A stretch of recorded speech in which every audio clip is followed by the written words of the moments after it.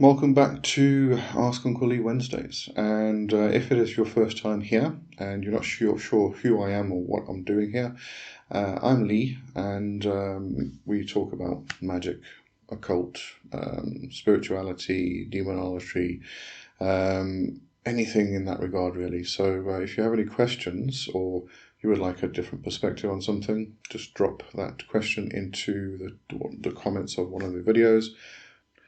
Join me over on Patreon, where you will find all of my books, services, and courses in the shop, blog posts, and the various tiers which you can explore. You can get magical training in the Temple of the Horned Serpent First Degree, and joining as a free member gets you started with that. Or explore the Magical Journal and the Egregore Project. Hope to see you there. Okay, first question is from Silverado. I keep saying Silverado because reminds me a bit of a old TV series, but I think it's Silverado 7. Okay. Anyway, we know who you are, and you know who you are. That's an important thing. Question for next week. Harry said, "Professor, is this all real, or is it just happening inside my head?" Dumbledore responded, "Of course it's happening inside your head. Why should that mean it's not real?"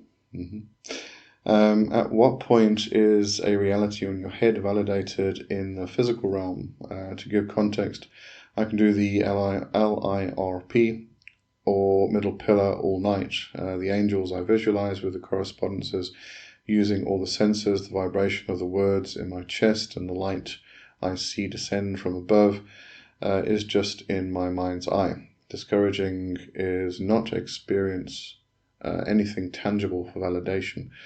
Thoughts, thanks, Ken. Yeah, it is an extremely difficult thing to go through this. I know. I spent years. In fact, it's actually a good sign. You are making progress. Let's put it that way. When you get to the point where you're kind of on your hands and knees and pulling your hair out, as you can see, I don't have much left apart from down here, and you are literally screaming at the gods, saying, "Just give me a sign." You know you've made progress. What usually happens is that you eventually come to the realization that yes, it is all real, and it is a very difficult thing to go through, to understand a realization.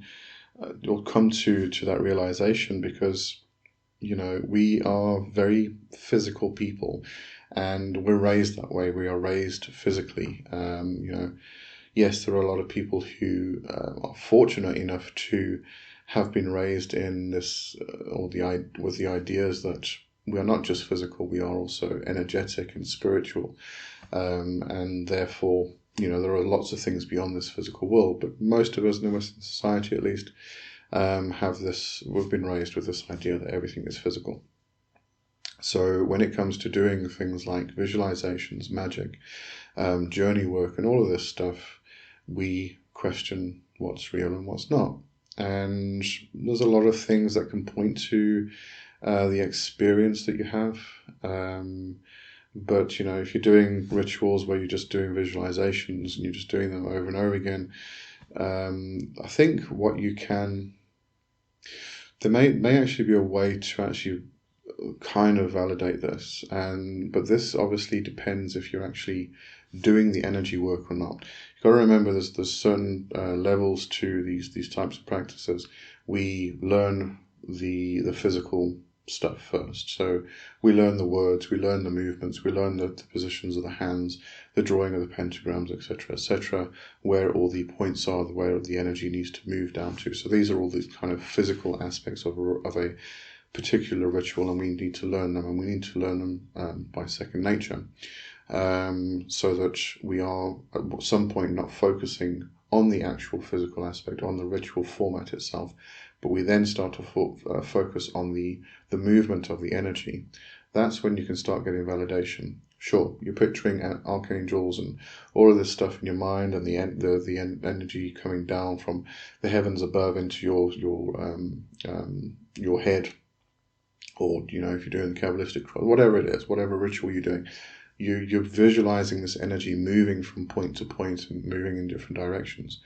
You should at some point be working with the energy and not with the actual ritual. Or you're working with the ritual, but I think you know what I mean. And you should be able to then start feeling the energy moving. Now, different people have different sensitivity levels. Mine is not as good as most people's. So again, I understand that part. Some people can do a ritual and they say, oh, they can feel the energy moving from point to point in their body. I can't. I don't have this psychic sense of touch, if we can call it that. Even when I'm doing a Reiki session, the person I'm doing Reiki on will report that my hands get incredibly hot, to the point where it sometimes almost becomes uncomfortable, but at the same time it is comfortable. It's this weird kind of balance, but I can't feel it at all in my hands. So I don't have that psychic or that sense of energy movement, and I have to really, really build up a shitload of energy in order to actually feel it. And then I know, when I feel it, I know there's quite a lot of energy going, moving around there. But if you are doing something like these rituals and you're moving the energy from point to point, yeah, sure, you might not feel it. So have you then noticed any differences, changes in your life? If you were to stop doing these practices for, say, a month, see if there's a change that happens. I notice this when I do Qigong, because the biggest problem is you kind of do this practice and it's progressive. You coming back to Qigong, because this is where I really do notice it, and this is where validation definitely comes in. Is I'll start doing Qigong practice, and it may take weeks or months to actually get the energy flowing properly, but because it's over such a long period, you don't really notice it. It's like living with somebody, you live with somebody, you see them every day, you don't see the subtle changes that they physically start to show. Whereas somebody who hasn't seen them for months or years all of a sudden comes along and says, oh, you look so different. And then you realize, oh, yes, you did. But it's the same type of thing. It takes so long for that practice, the energy to get moving properly, that you don't actually notice the difference. But if you were to stop, and I have done this, you stop all of a sudden, and within 2 weeks, you all of a sudden notice the difference in your energy body, and then you start it up again, and you can definitely see the changes. So that's one way of actually validating it. But I think in most cases, you're just going to have to understand that most of these things they're just real, because we are more than just physical. Coming back to this whole idea that we're raised as to be physical people, physical beings. We just have this idea pumped into us over and over again. But when you can have a look at dreaming, for instance. You are sitting watching this video at the moment. Are you asleep or awake? Do you know? You'll probably say that you are awake, because if you pull your thumb, it doesn't stretch. Whereas if you're dreaming, it does stretch. But is this the dream of what we would call dreaming body? Is your dreaming body asleep at the moment and dreaming this reality? And then when we go to sleep, we dream the reality of the dreaming body, which begs the question, which one is real? But then we have to realize that they're both real. There is no difference between the two, because they are part of the entirety, the whole, the oneness of all things. So when we do journey work, for instance, and we go somewhere else beyond the physical to meet with spirits, is it real? Yes, it definitely is, because it's part of the astral realms that we talk about, the ethereal realms and such things. So yeah, it's absolutely real. But we are sitting somewhere, and we still have a physical sensation of the physical body, where we're sitting and in trance and in a meditative position, perhaps. So, how is that other thing real? Because it exists. And this is another interesting part of this is if it can exist in your imagination, it's brought into reality. It's just that when we talk about reality, we think of things as being real in the physical only, but it goes way beyond the physical. But it's because of the programming we've got. It's difficult. I know it is, but it's just something you have to keep on exploring, and you're going to bash your head against the wall several times, several hundred times in my case, before you come to the realizations that it is all real. You might not be able to see it, but it doesn't mean it's not there. I mean, I can't see the wind, but I can feel the breeze on my cheek. The typical example. I can definitely see it when there's a storm because it blows the trees around, but that's the movement of the trees, not the wind itself. But it's still there. I just can't see it.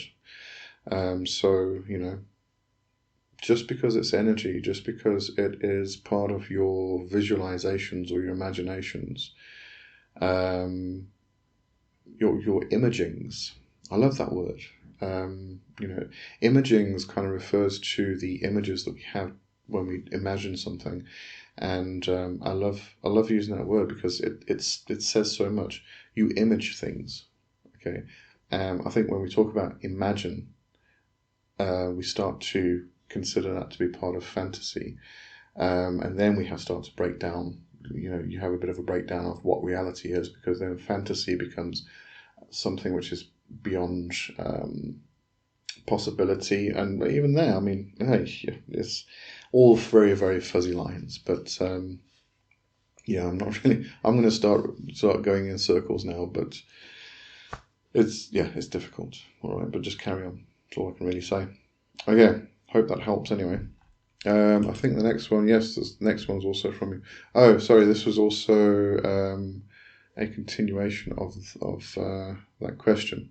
You asked ChatGPT for comparison to the, I assume to the Harry Potter quote.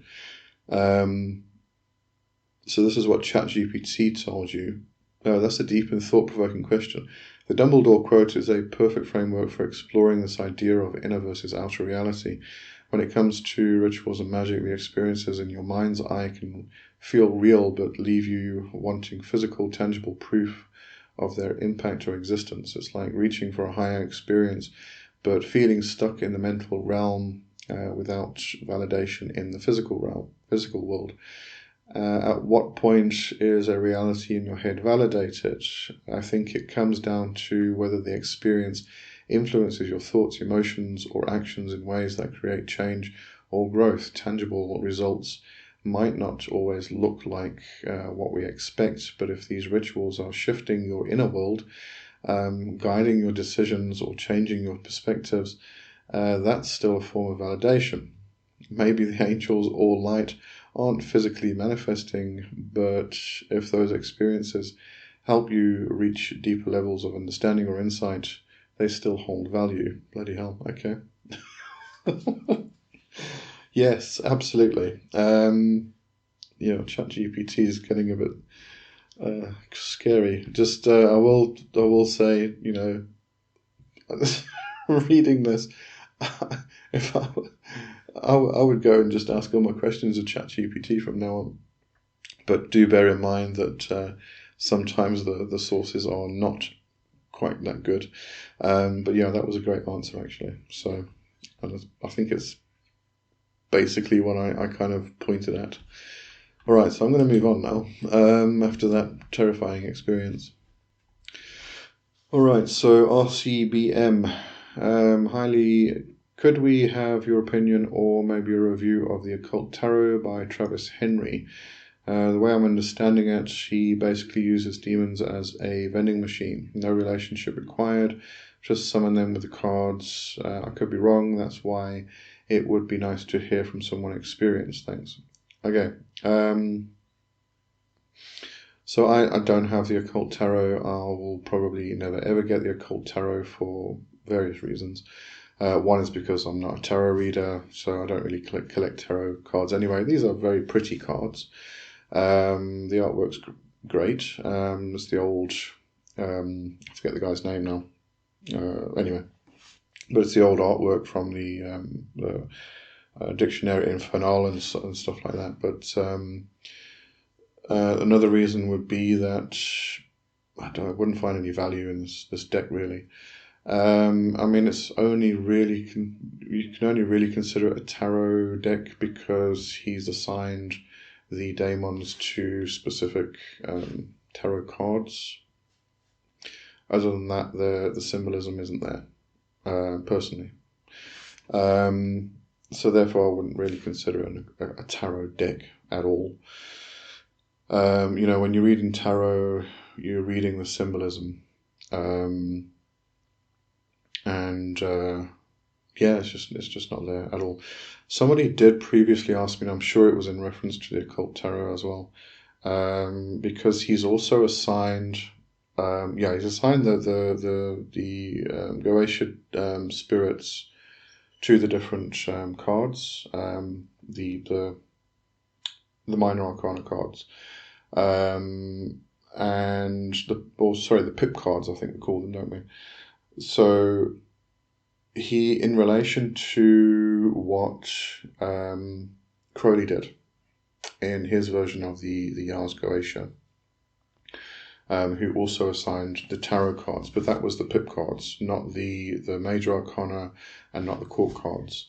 That didn't come into play within Crowley's system. And what he did, that, as far as I remember, amounts up to 36 cards, and then that just repeats to make 72, something like that. But the association with some of the cards or the daemons within the Occult Tarot, the association with the daemons to the actual pip cards, and relating that to the Crowley system is very, very different. So somebody asked me why they're so different. The answer to that is I don't know. Crowley came up with it with a very specific reason. I'm not entirely sure what that reason is, but from what I understand, it was a very mathematical decision, if I can put it that way. It was based in astrology and such things. I don't know how Travis Henry came to the conclusion of assigning these particular spirits to those particular cards. And as I said, not just the pip cards, it's also the court cards and the major arcana. Now, the other thing that I did notice, I went and had a look at various reviews and things like that.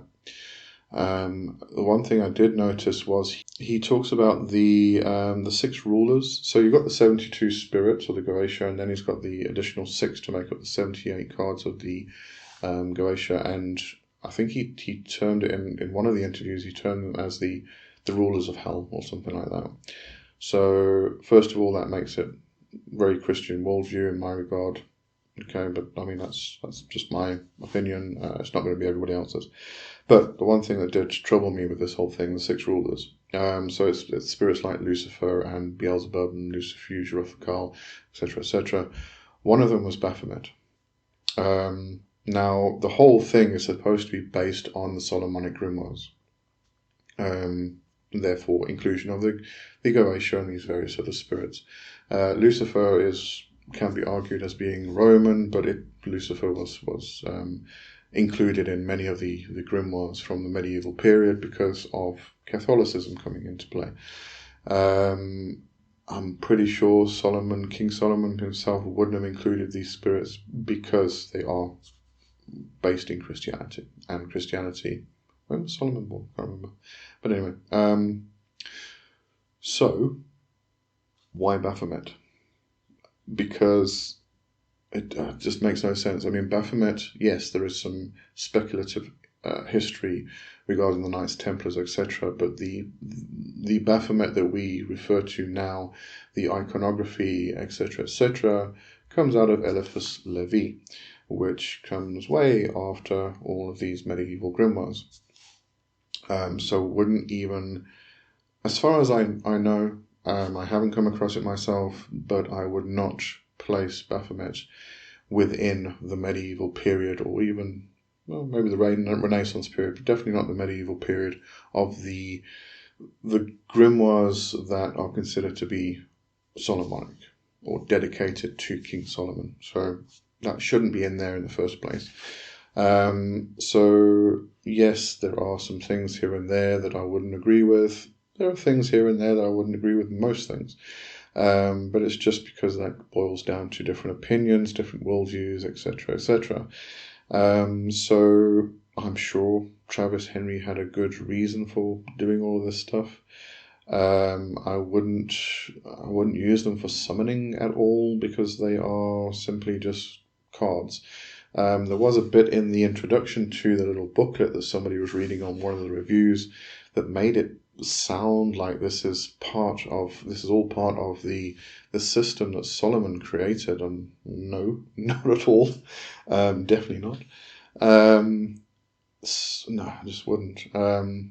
The other thing that I found interesting, this is not really a criticism or an argument against the deck itself, but before he created the deck, he had only been practicing for 2 or 3 years. He has a lot of knowledge. He did state that he's been learning and reading all of this stuff about magic and the grimoires, etc., since he was like 16, 17 years old. So he had a lot of knowledge, and then he started practicing. Now, there is anybody who's been through that, who has learnt a lot and then started practicing, is going to notice over the next, say, 5 to 10 years, there's a lot of things that you learnt that you realize are a load of rubbish when you start practicing, because the energies are different. Yes, you can book learn as much as you want. You can be an armchair magician, but you're not going to actually properly understand things until you actually experience it and put it into practice. And it's that experience which goes a long way. And I don't think he quite had the experience at this point. But again, I didn't make the deck. I didn't come up with these decisions. He obviously had a good reason for it, but it's just reasons that I personally don't align with myself. So again, another reason I wouldn't buy the deck myself. But yeah, that's just my opinion. Okay, all right. So moving on. I think this is the last one. Is it? Yes, yeah. We'll do this one. This is the last one for today. It's from Jake Colt 9783. Hi Uncle Lee, I have a question for you. I designed 26 unique symbols, one for each letter of our standard alphabet, with the intention of using this to formulate mantras, affirmations, and sigils. I have placed each symbol below the associated alphabet letter on paper, and I have used a candle flame to gaze at this for 20 to 30 minutes over the course of a week. And along with meditation of this setup, it attempts to allow my subconscious to absorb this new symbol alphabet. My question is, what is your opinion on this, and is there anything you could add to this that may make it more successful in manifesting outcomes? Any tips or tricks? Thank you for your awesome insight. All right, Jake. That's brilliant. Love it. Absolutely love it. We've got all these old ancient alphabets that have potency and power behind them, but so does the English alphabet. It's just that it's become so standardized and so normal for us that we don't consider it to be magical at all. So to take this approach, I love it. It's great. And also for the creation of sigils, it's a great way to do it. You might want to have a look into Osternosm Spare and the Alphabet of Desire. I wouldn't say it's exactly the same, but it's similar in approach. The Alphabet of Desire speaks about taking an emotion and personifying that emotion with a sigil itself. And then you have the opposite emotions, such things, and you create this alphabet that you can work with your own personal psyche and things like that. But very similar to this, taking the standard alphabet, creating your own personal symbolism to it and each letter, and therefore that then transfers through to sigil creation. And you said mantras, affirmations, I'd love to know how that's employed in your understanding, the actual mantras, because I assume it's not just the visual symbolism of the letter itself. Because you're talking about mantras, I'm going to assume you've also changed the sound, which would be very interesting. So yeah, absolutely love it. What can you do? I would suggest it looks like you're doing everything that you should be doing. You're activating the symbols themselves as you would with sigils. So each letter within each symbol letter within the alphabet becomes its own little sigil. So then you can activate that, or activate them individually. But then you can actually combine them into almost like working with runes and bind runes, just not the same. Power within the symbols themselves. But then you can combine them and create these sigils, which then take the power that each one has that you've activated and pull that energy together to create something for a particular purpose. So you can do that, which you're doing. But then further than that, I would just say keep working with them. Because the more you work with it, the more potency it gets. You keep putting your own energy into the system itself. This is a magical system at the end of the day that you are creating here. So just keep working with it and keep adding your own energy to it, and they will become more and more potent. At some point, you might want to consider sharing it with some very trusted people in your circle. And ask them to also work with it and see if they have the same effects, similar effects, or whether it's just something which is connected to you specifically, or whether it can be transferred, a language like the old magical alphabets like Heka and the Theban script and such things, passing the river, etc., etc. I think once the creator has added energy, then the collective energy of hundreds and thousands of other people also get added to that, and makes it something quite different, quite potent. A bit like a servitor turning into an egregore, adding the group mind, which makes something powerful. All right, there we go. All right, so that's all the questions for this week, and thank you for watching again, and I'll see you next time. Cheers for now. Bye-bye.